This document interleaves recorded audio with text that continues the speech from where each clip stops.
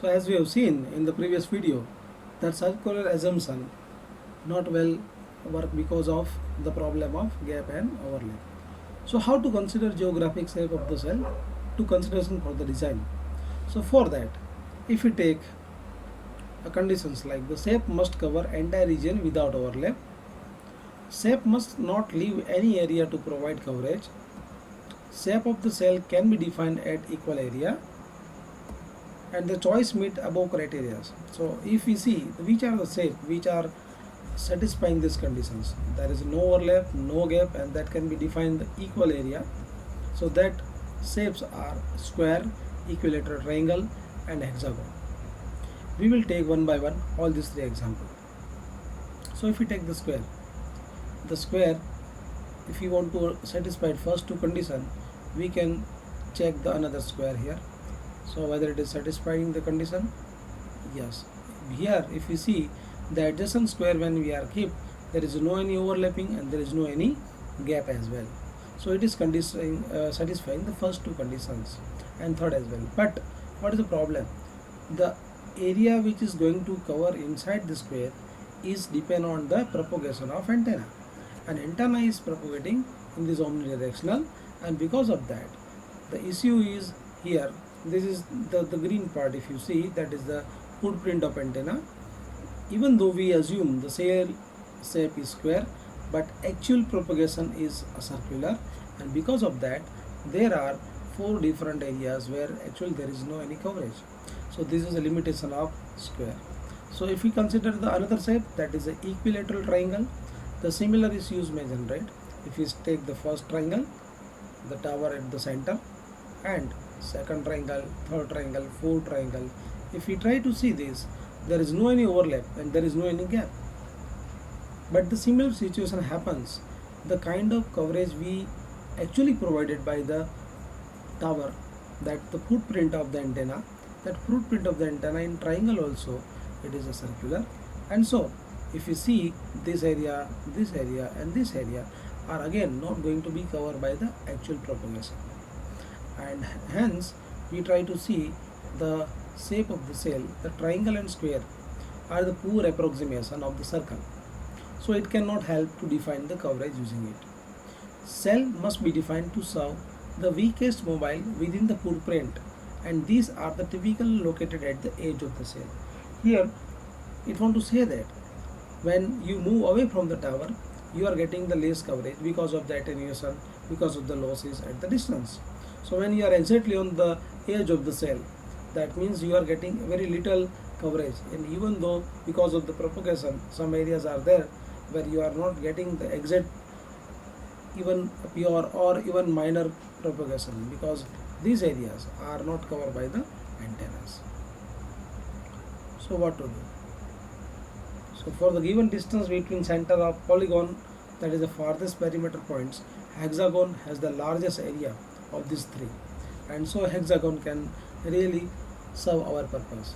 If you see the geometry of hexagon, its radius and its edges are almost same, that is the r. If you take the similarly, if you take this distance is 2 centimeter, this will be also 2 centimeter, and that is going to help us to satisfy our condition. So if you see the hexagon, whether it is going to be satisfy our first condition, no overlapping, second condition no gap, yes, it is satisfying. And what about the coverage? So if you see, almost the hexagon is a pure approximation of a circle. So circle and hexagon, there is not much difference because of this radius and this edges of r. So they are same, and so almost area 99% area is covered, and so hexagonal is a preferred choice, and we always use for the calculation purpose on paper. However, the real shape are even not hexagonal because of terrain, because of obstacles. So hexagonal cells are conceptual.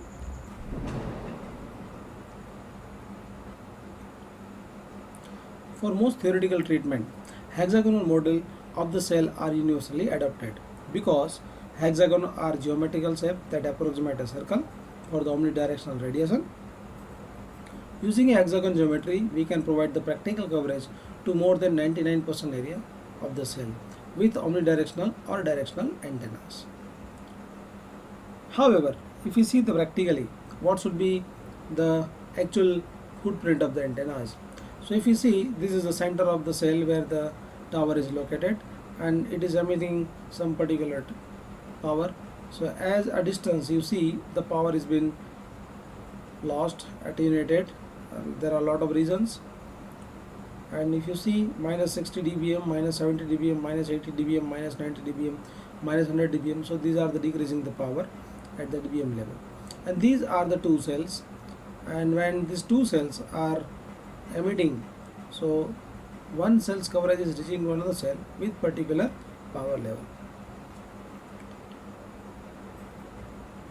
What should be the practical shape of the cell, whether it is a circular or hexagonal?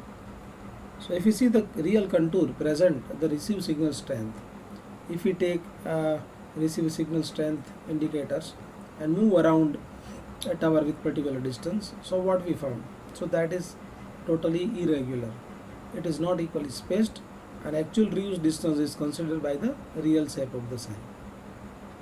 So it is, why it is so irregular? It is depend on the terrain, whether it is a plain terrain, rocky, foliage, it has the water body, the presence of obstacles, it is also matter, buildings, towers, trees, and the signal attenuation in the atmosphere, that is, it is a rainy season, having fog in the atmosphere, dust and smoke, etc. So these are the causes because of which the strength of the signal may decrease. So if you see a scenario like Mumbai city, where there is a huge number of towers placed across nearby, and that height of the tower is also very high, so there is a lot of attenuation at that particular area. So due to that, if you see the practical shape of the cell, these are the two adjacent cells. And if you try to see, for example, if we take one any contour, say minus 80 dBm, so this is the center of cell. This way if you see, the 80 dBm is here, and this way if you see, the 80 dB is somewhere here. So why it is so?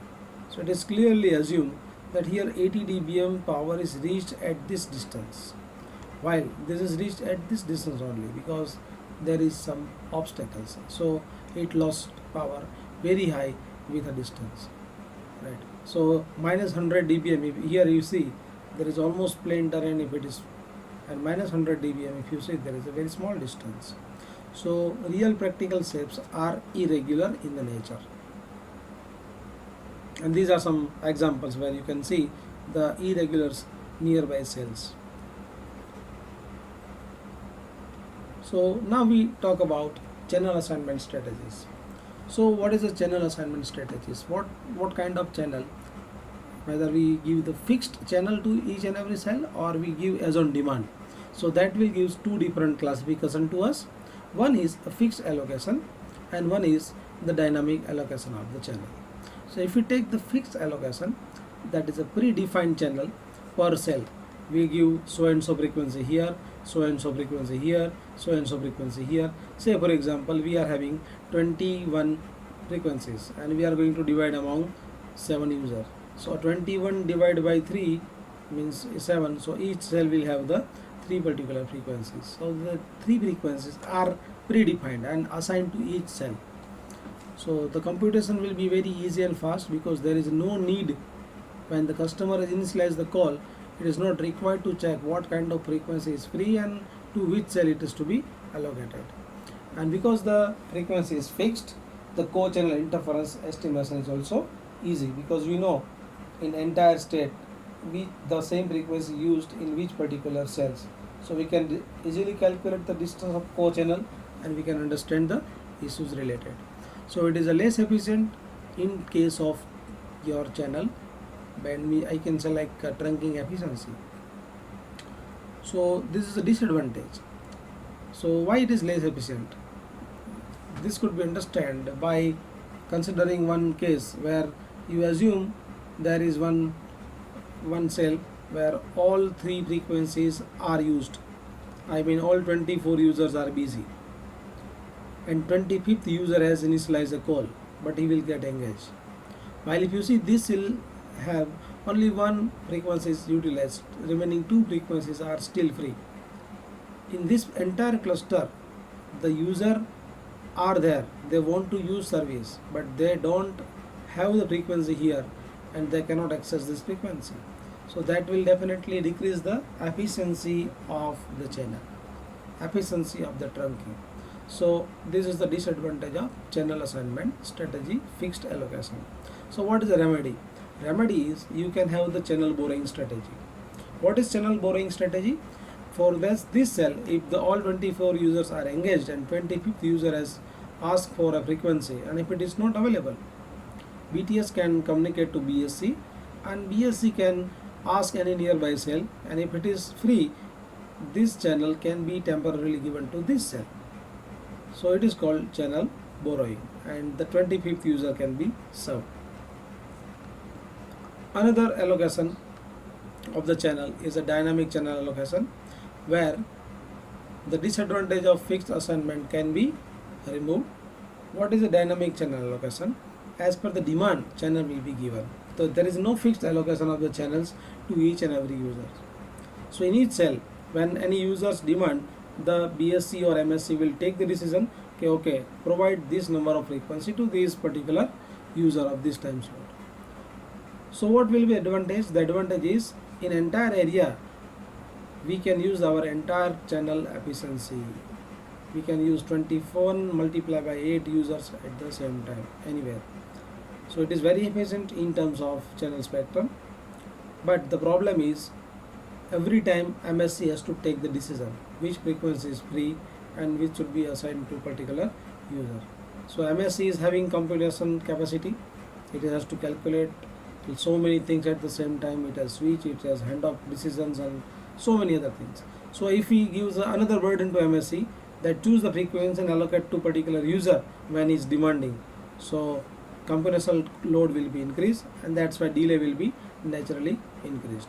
And in GSM architecture, it is suggested that call initialization and call through time must not be too much more. So it is not suggested that always use dynamic allocation, but if you feel somewhere where the channel efficiency required very high, where the usage is so dynamic, where you can take such decision to provide dynamic channel allocation. Another disadvantage of dynamic channel allocation is co-channel interference will difficult to estimate, because we now ready to give any frequency to any cell because it is dynamic. So its co-located cell or co-channel cell location is now not fixed, and related interference calculation is also difficult. So it should be done with a very wise decision in which particular area what kind of frequency allocation plan can be made. In next part we will see the issue handoff. This is one of the main issue that GSM architecture has to look after. So what is handoff? When it is required, what is the need to measure to take the decision for handoff? How we will measure the handoff requirement? These are the few things that we will discuss in this chapter. When we will take the decision and who will take the decision. So if you see one by one all, let's say this is an example where this is a one cell, this is another cell, this is covered by this antenna, this is covered by this antenna, this is one mobile station, and this is another mobile station, that is a user. So if we take,